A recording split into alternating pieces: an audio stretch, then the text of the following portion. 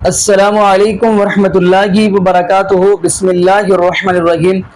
رضی اللہ عنہم ورضوا عنہ۔ ناظرین، آج ہم جس حوالے سے گفتگو کرنے جا رہے ہیں، یہ ویڈیو ہے 3 مفتیان کرام کی، یعنی ان کے اندر ایسے سمجھ رہے مرزا علی انجینئر بھی ہے۔ تو ناظرین، ٹاپک جو ہے وہ ہے حضرت امیر معاویہ رضی اللہ تعالی عنہ۔ تو ناظرین، آپ ڈاکٹر دارالقادری بھی سنیں گے، انہوں نے کیا کہا ہے حضرت امیر معاویہ رضی اللہ عنہ کے بارے میں، اور مفتی عبدالواحد قریشی حافظہ اللہ تعالی انہوں نے کیا کہا ہے، اور مرزا علی انجینئر نے ایک طرف وہ کہتے ہیں کہ رضی اللہ تعالیٰ، دوسری طرف وہ کہتے ہیں کہ یہ جو بھی کام کیا۔ تو ناظرین، یہ پہلے ہم ویڈیو سنتے ہیں، پھر ناظرین اسی والا سے ایک حدیث کا ہم بھی یعنی کہ جواب دیں گے، جو اکثر آپ نے سوشل میڈیا پہ مرزا علی انجینئر سے بھی سنی ہوگی اور بھی ان کے اسٹوڈنٹ سے سنی ہوگی کہ نبی پاک صلی اللہ علیہ وسلم نے حضرت عباس رضی اللہ عنہ کو بھیجا کہ جاؤ حضرت امیر معاویہ رضی اللہ عنہ کو گھر سے بلا کے لاؤ، تو وہ کھانا کھا رہے تھے۔ تو خیر ناظرین، پہلے ہم یہ ویڈیو ملاحظہ فرماتے ہیں، تو پھر انشاءاللہ اسی والا سے ہم گفتگو کریں گے۔ تو آئیے ناظرین مل کے ویڈیو دیکھتے ہیں۔ نہ ان کی شان میں کسی نے کلابے ملائے، نہ کسی نے قصیدے پڑھے،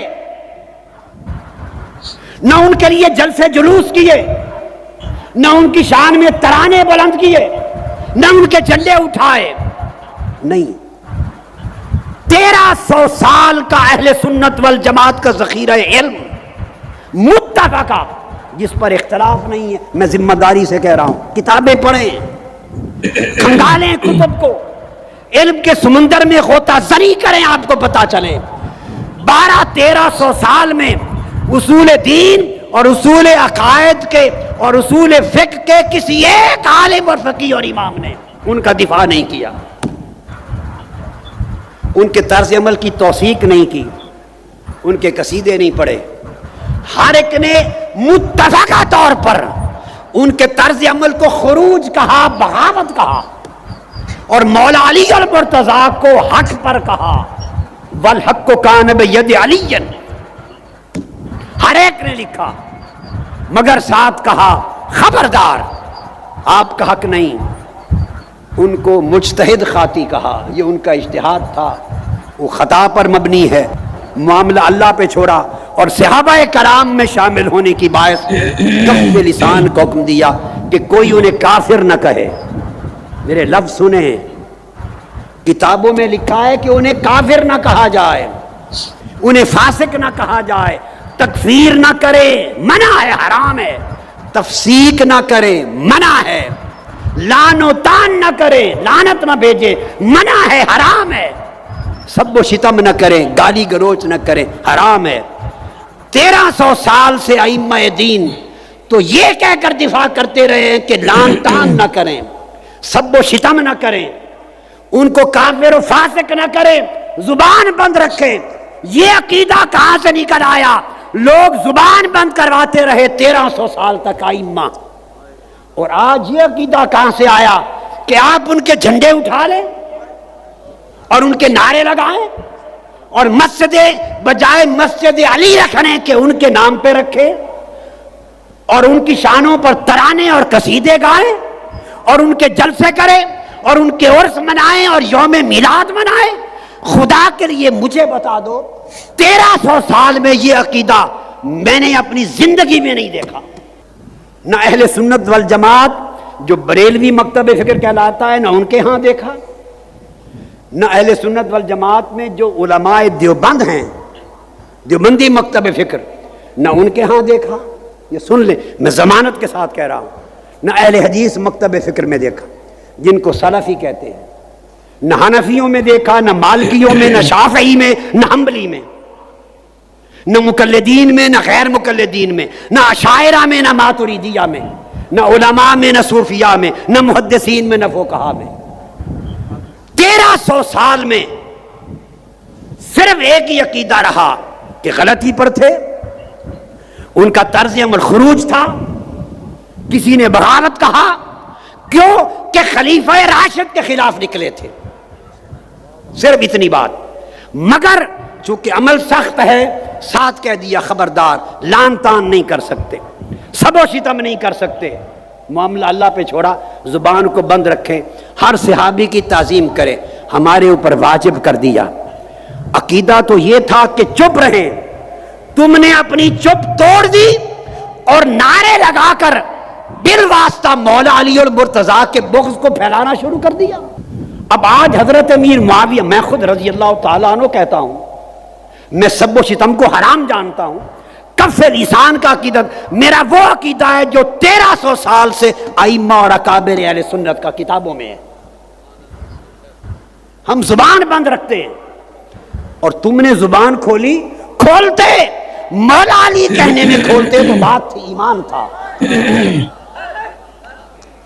تم نے ان کو مولا بنایا جن کے لیے ائمہ چپ کرواتے رہے کہ چپ، زبان بند رکھیں، سب و شتم نہیں کرنا، لان تان نہیں کرنی، تفسیق و تکفیر نہیں کرنی۔ وہ چپ کراتے رہے تاکہ صحابہ کا کہ جو ایک نسبت ہے اس کی وجہ سے تعظیم رہے، معاملہ اللہ پہ چھوڑ دیں، ختم۔ 1300 سال یہ رہا، اب تم جھنڈے لے کے باہر نکل آؤ اور ان کی شانیں بیان کرو اور ان کے جلسے جلوس نکالو اور لوگوں کے ذہنوں میں ایک انتشار پیدا کرو۔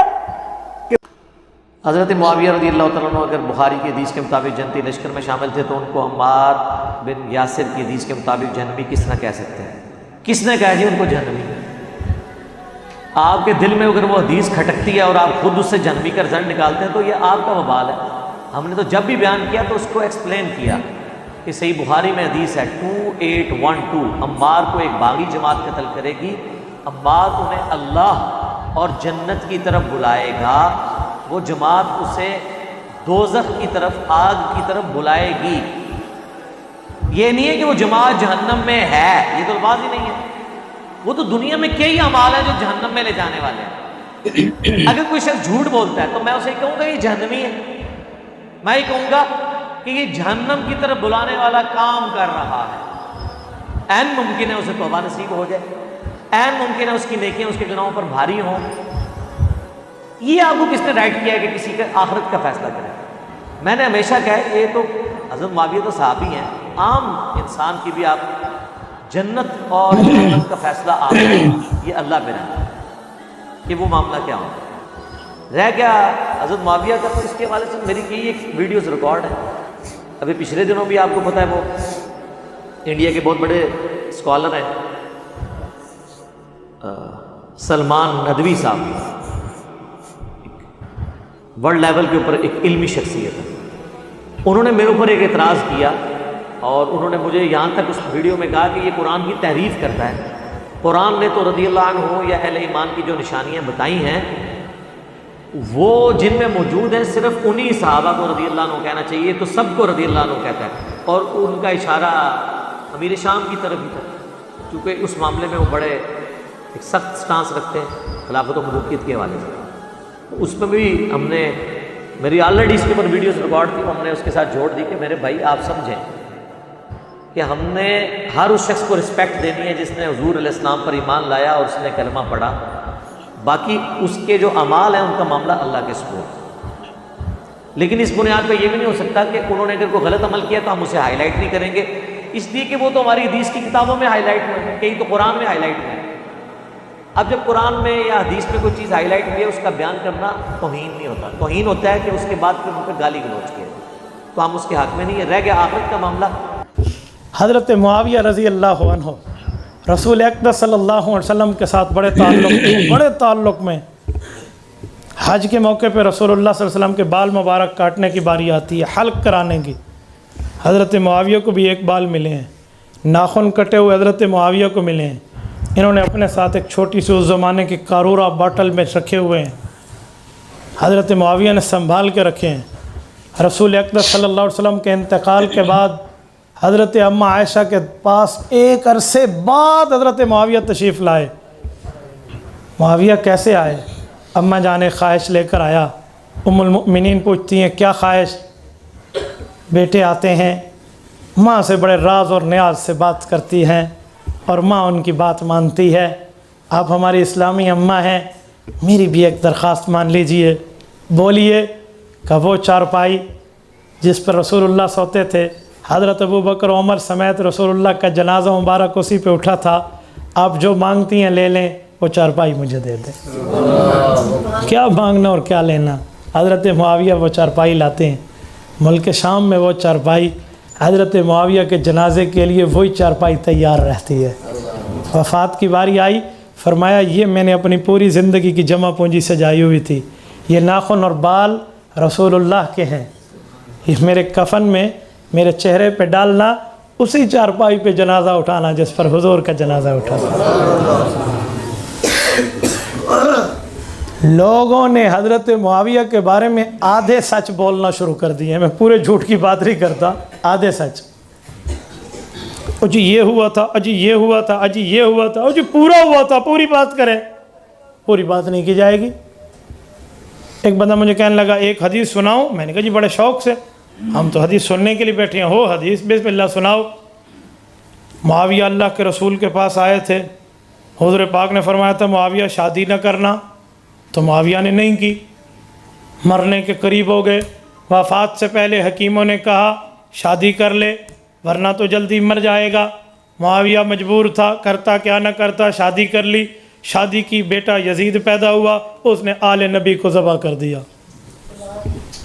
میں نے کہا بخاری، مسلم، ابو داود، ترمذی، نسائی، ابن ماجہ، سنیوں کی 6 کتابیں. اصول کافی، من لا یحضرہ الفقیہ، استبصار، تہذیب الاحکام، ہمارے اہل تشیع کی 4 کتابیں. 6 اور 4 10، 11واں اللہ کا قرآن. مجھے تو اس میں روایت نہیں ملی، تو کہاں سے لایا ہے؟ کہاں سے لایا ہے؟ سند پیش کر، روایت پیش کر، بات پیش کر. یہ ایسے اڑتی چڑیا کی رپورٹ ہے. مجھے اڑتی چڑیا کی رپورٹ کیا، بیٹھی چڑیا کی رپورٹ بھی نہیں چاہیے. یہ فرمان پیغمبر ہے، اس کے لیے دلیل چاہیے ہوگا. بیٹا کوئی ہے دلیل؟ لا سکتے ہو؟ ہاتھو برہانکم ان کنتم صادقین، ہے کوئی دلیل؟ چپ. میں نے کہا کیسی ذہنیت لے کر بیٹھے ہوئے خدا کے بندے. معاویہ تو رسول اللہ کا ایسے کہنا ماننے والا تھا. روایات میں آتے ہیں مسجد نبوی میں اللہ کے رسول کے پاس ایک شخص آیا، اس نے کہا آپ کوئی میرے پاس بندہ بھیجیں جو میں اس کو چیز لے کر دوں. اس طرف حضور نے اشارہ فرمایا یہاں سے معاویہ اس کے ساتھ جاؤ، چیز لاؤ. معاویہ دور تک ایسے گئے اور واپس آئے، چیز لے کر آئے. حضور نے فرمایا جوتی نہیں پہنی؟ کہا یا رسول اللہ آپ نے فرمایا یہاں سے جاؤ، جوتی اس طرف پڑی تھی، اگر ادھر جاتا تو آپ کے فرمان میں دیر ہو جاتی. تو اس بندے کو کہتا ہے کہ اس نے موت کے ڈر سے شادی کی ہو، اپنی دماغ کو ایک بار واش کر. کون سے نظریہ پیش کر رہے ہو؟ یہ روایت کذب ہے اللہ کے رسول پہ، جھوٹ ہے پیغمبر اسلام پہ. اس کا دین، شریعت، ایمان، سچائی سے دور دور کبھی کوئی واسطہ نہیں ہے. یہ گھڑی ہوئی ہے. ہاں اگر یہ ہوتی تو معاویہ موت قبول کر لیتا، شادی نہ کرتا، کیونکہ موت تو ویسے ہی آنی ہے، کل کی آج آ جائے، پیغمبر کا فرمان غلط نہ ہو. لیکن اس کا مطلب یہ بھی نہیں ہے کہ میں کوئی یزید کا دل دادا ہوں. یہ بھی ذہن میں رکھنا کہ میں کوئی یزید کی تعریف کر رہا ہوں. ہم کل بھی حسینی تھے، ہم آج بھی حسینی ہیں، ہم قیامت میں بھی حسینی رہنا چاہتے ہیں. یہ یاد رکھنا. میری اس گفتگو سے یہ نہ سمجھنا کہ میرا یزید پلید سے کوئی واسطہ ہے. نہ میں کل یزید کو اچھا کہتا تھا، نہ آج اچھا کہتا ہوں. میں قاسم العلوم والخیرات، بانی دارالعلوم دیوبند، حجت الاسلام والمسلمین، حضرت امام مولانا محمد قاسم نانوتوی، اللہ اس کی قبر پہ کروڑوں اربوں رحمت نازل فرمائے، اس کی روحانی اولاد ہو. وہ اجوب اربعین کی 2 جلدوں میں جہاں یزید لکھتے ہیں وہاں پلیت لکھتے ہیں. میں یزیدی نہیں ہوں، نہ مجھے یزید کا کوئی قریبی سمجھنا. میں بالکل چھوٹی عمر میں شاید اس بچے سے بھی لگ بھگ ہوں گا. باتوں باتوں میں حضرت والد محترم رحمہ اللہ سے پوچھا ابو یہ یزید کا مسئلہ کیا تھا، یہ یزید کیا تھا؟ ابو نے میری عمر دیکھی، میرا سوال دیکھا، وہ جواب دیا. اللہ اس کی قبر پہ کروڑوں رحمت نازل فرمائے. وہ آج بھی ذہن میں انمٹ نقوش ہیں. فرمایا بیٹا کیا یزید یزید کرتے ہو؟ ہم میدان کربلا میں ہوتے تو ہماری لاش حضرت حسین کے ساتھ ہوتی. ہم کوئی یزیدی نہیں ہے، یہ یاد رکھنا. اس روایت پر رد کر رہا ہوں، میں یزید کی حمایت نہیں کر رہا، نہ یزید کی حمایت میں مجھے سمجھنا. کوئی یزید کی تعریفیں شروع کر دے تو ایک ہی جواب دیا کرے، ایک ہی جواب، باقی بات چھوڑیں. 100 باتوں کی ایک بات. اسے کہا آؤ جھولیاں اٹھاتے ہیں. جھولی سمجھتے ہو نا، بڑی دعا. ہاتھ تو چلو چھوٹے بن جائیں گے نا، جھولی بڑی ہے. آؤ جھولی اٹھاتے ہیں. اللہ ہمیں حسین کا ساتھ عطا فرمائے، تجھے یزید کا ساتھ عطا فرمائے. ہمت کر اور آمین کہہ کے دکھا. ایک بندہ میرا سر کھانے لگا مسجد میں، ایک سوال، دوسرا، تیسرا، چوتھا. ہر سوال کرنے والا عقل مند بھی نہیں ہوتا. الانسان تحت اللسان، جو بولے اس کے نیچے پتہ چل جاتا ہے بندہ کہہ کیا رہا ہے. ایک بندے نے مسئلہ بیان کیا، سورج غروب ہوگا تو نماز مغرب کا ٹائم ہوگا. ایک نے پوچھا اگر غروب نہ ہو 2-4 دن تو پھر مغرب کب آئے گی؟ ٹھیک ہے، تو جس کا دماغ یہ ہو اس کے سوال کا فائدہ. وہ یزیدی میرا سر کھا رہا، یہ صحابہ نے بیعت کی. میں نے کہا صحابہ نے بیعت توڑی، کرنا تاریخ سے ثابت، توڑنا صحیح بخاری جلد 2 سے ثابت. میں جوابات توڑتا گیا. پھر بھی یزید کی لالچ اسے لگی ہوئی تھی. میں جی فیصلہ کرو، آج جھولیاں چکی ہے، آؤ دعا کرتے ہیں اللہ مجھے حسین ہی بنائے، حسین کے ساتھ رکھے. کہتے ہیں آمین. میں نے کہا رب تجھے یزیدی بنائے، یزید کے ساتھ رکھے. اس نے جھولی نیچی کر لی. میں نے کہا ڈھڈو تو ہی سمجھتا ہے یزید اللہ کم کوئی نہیں ہے، تے کم خراب ہے، اے تے بیڑی بوڑھ بننی ہے ساری. اندروں تو بھی سمجھتا ہے اندر سے کیا دنیا کو خراب کر کے یزید کی تعریفیں کر رہا ہے. اور کہیں کوئی یہ کہہ دے کہ یزید غلط تھا، ٹھیک نہیں تھا، تو یہ غلطی حضرت معاویہ کی ہے. اس پر دفاع کرنا بھی میں جانتا ہوں، اس پر بھی دفاع کرنا جانتا ہوں. یزید کی غلطی آپ حضرت معاویہ پہ ڈالیں گے تو ایک باپ بیٹا قرآن کریم میں اس سے پہلے موجود ہے. وہاں بیٹا ٹھیک ہے یا باپ ٹھیک ہے، قرآن کہتا ہے بیٹا غلط ہے باپ ٹھیک ہے. حضرت نوح علیہ السلام، اے اللہ انہو من اہلی یا نوح انہو لیس من اہلک انہو عمل غیر صالح. بیٹا کنان ڈوب گیا، فحال بینہم الموج فکان من المغرقین، ڈوب گیا. وہ بیٹا غلط ہے. کہو گے نوح علیہ السلام کی تربیت میں اثر تھا؟ آپ کہو گے کہ نوح علیہ السلام نے کوئی نعوذ باللہ غلطی کی تھی؟ نبی کو غلطی کوئی کہے ہم اسے مسلمان نہیں کہیں گے. جو نبی سے کذب کا اور غلطی کا اور بہتان کا الزام لگائے، میں اس کا اسلام نہیں مانتا. جو نبی پر الزام تراشی کر رہا ہے تو نبی کی تربیت میں کوئی کمی تھی؟ نبی کی تربیت میں کوئی خامی تھی؟ کیا کہو گے؟ بیٹے کی اپنی بربادی، نوح کی اپنی آبادی، یہی کہو گے؟ یہ جواب کاپی پیسٹ کر لو. یزید جانے اور اس کا معاملہ جانے حضرت معاویہ رضی اللہ عنہ. کیسی بات کرتے ہو یار، کیسی بات کرتے ہیں؟ ہم کوئی یزیدی نہیں ہیں.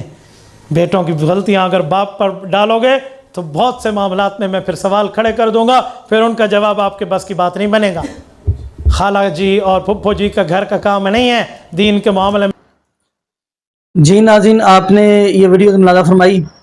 تو آئیے ناظرین، وہ جو حدیث صحیح مسلم کی ہے جو ہم شروع میں بات کر چکے ہیں، تو ناظرین پہلے نمبر پہ اگر ہم دیکھتے ہیں تو نبی پاک صلی اللہ علیہ وسلم، جامع ترمذی کی حدیث کے مطابق نبی پاک صلی اللہ علیہ وسلم نے اللہ پاک کا ہر ایک پیغام امت مسلمہ تک پہنچایا.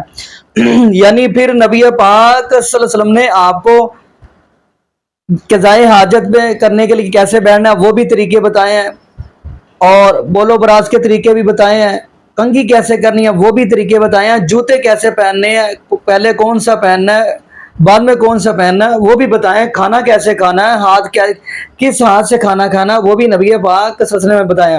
تو جامع ترمذی کی حدیث کے مطابق نبی پاک صلی اللہ علیہ وسلم امت مسلمہ کے یعنی روحانی باپ ہیں.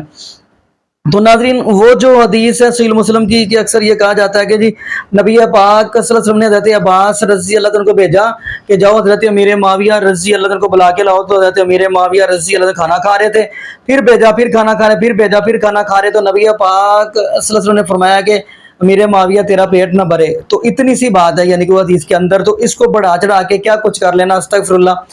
تو ناظرین جو بات میں بتانے جا رہا ہوں جامع ترمذی کی حدیث کے مطابق نبی پاک صلی اللہ علیہ وسلم امت مسلمہ کے روحانی باپ ہیں. تو ناظرین اگر اس دنیا کے اندر میں معاشرے کی بات کروں، اب اس دنیا کی بات کروں، ایک بچہ اگر دنیا دار بندہ ہے، بچہ کھانا کھا رہا ہے، تو اگر باپ اس کو آ کر یہ بات کہہ دے کہ بیٹا تیرا پیٹ ہی نہیں بھرتا، تو کھائی جا رہا ہے، پنجابی میں کہتے تو راجدہ ہی نہیں، تیرا ٹھڈ ہی نہیں بھرتا، تو اس کا کیا مطلب کہ باپ نے بیٹے کی توہین کر دی یا بیٹے نے پھر آگے سے کوئی بات کہی ہے. تو ایسے ہی ناظرین اگر نبی پاک صلی اللہ علیہ وسلم روحانی باپ ہے، تو اگر انہوں نے حضرت امیر معاویہ رضی اللہ عنہ کے بارے میں نبی پاک صلی اللہ علیہ وسلم نے یہ جملہ کہہ لیا، تو پھر اس میں سے کیا نکالنا ہے آپ نے. تو ناظرین میں حیران ہوں وہ اللہ کے ولی گزرے ہیں نا حضرت سید داؤد غزنوی رحمۃ اللہ علیہ، انہوں نے بڑا قیمتی ایک جملہ بولا تھا. وہ کہنے لگے تھے کہ اگر آپ کے پاس علم کم بھی ہو لیکن 100 من آپ کے پاس عقل ہونی چاہیے، عقل ہوگی تو آپ کامیاب ہے. لیکن میں حیران ہوں کہ پتہ نہیں کیا کچھ حضرت امیر معاویہ رضی اللہ عنہ کے بارے میں نکال کے رکھی جا رہے ہیں. تو باقی ناظرین دعا کریں اللہ پاک ہمیں نبی پاک صلی اللہ علیہ وسلم کے تمام صحابہ سے سچے دل سے محبت اور پیار کرنے کی توفیق دے. تو ناظرین ہم تو ہر صحابی کو ہم الحمدللہ اتنی دیر تک ہمارا ایمان کمپلیٹ نہیں ہوتا جب تک ہم ہر صحابی کے اوپر ایمان نہ رکھیں، کیونکہ نبی پاک کی حدیث ہے لا تسبوا اصحابی، کہ میرے صحابہ کے بارے میں برا بلا نہ کہو. تو جب نبی پاک نے جملہ کہہ دیا پھر ہمیں تو کی نہیں بنتا کہ ہم کسی صحابی کے بارے میں بات کریں. پھر ناظرین ایک یہ بھی جملہ نکلتا ہے، ایک طرف ہم کہتے ہیں رضی اللہ تعالیٰ، دوسری طرف ہم کیا کچھ کری جا رہے ہیں. تو ناظرین دعا کرے اللہ پاک ہمیں 5 وقت کا پکا اور سچا نمازی بنائے، اور یہ بھی دعا کرے اللہ پاک ہمیں کثرت کے ساتھ قرآن پاک کی ترجمے کے ساتھ تلاوت کرنے کی توفیق دے. اور ساتھ ساتھ یہ بھی ناظرین دعا کرتے چلے جتنے بھی دنیا کے اندر بے اولاد جوڑے ہیں اللہ پاک سب کو نیک نرینہ صحت تندرستی والی ایمان والی لمبی زندگی والی اولاد عطا فرما دے. جزاکم اللہ خیرہ. السلام علیکم ورحمۃ اللہ وبرکاتہ.